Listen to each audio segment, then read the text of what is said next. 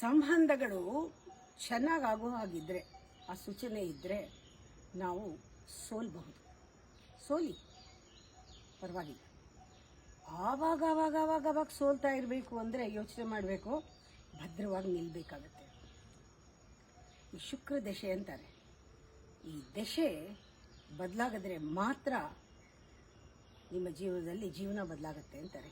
ದಶೆ ಆಗಬೇಕು, ಶುಕ್ರ ದಶೆ ಬರಬೇಕಂತ. ಅದಕ್ಕೆ ನಿಮ್ಮ ದಿಕ್ಕು ಬದಲಾಯಿಸಬೇಕು. ನಿಮ್ಮ ದಿಕ್ಕು ಗುರು ಕಡೆ ಹೋಗಬೇಕು. ಆಗಲೇ ಶುಕ್ರ ದಶೆ ಬರೋದು. ಗುರು ಕಡೆ ಹೋಗಬೇಕು ಅಂದರೆ ನಿಮ್ಮ ವಿಚಾರಧಾರೆ ಬದಲಾಗಬೇಕು, ಸಿದ್ಧಾಂತಗಳು ಬದಲಾಗಬೇಕು, ನಿಮ್ಮ ಐಡಿಯಾಲಜಿ, ಕಾನ್ಸೆಪ್ಟ್, ಎವ್ರಿಥಿಂಗ್, ಬಿಲೀಫ್ ಎಲ್ಲ ಕೂಡ ಬಿಡಬೇಕಾಗತ್ತೆ.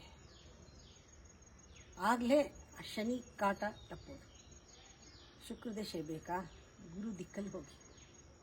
ಈ ದಶೆಗೆ ಈ ದಿಕ್ಕು, ಕಾಟ ತಪ್ಪತ್ತೆ. ಹೀಗೆ ನಾವು ಸೋಲ್ಬೇಕಾದಾಗ ಸೋಲ್ಬೇಕು, ನಿಲ್ಲಬೇಕಾದಾಗ ನಿಲ್ಲಬೇಕು. ಗೆಲುವು ತಾನೇ ಬರುತ್ತೆ.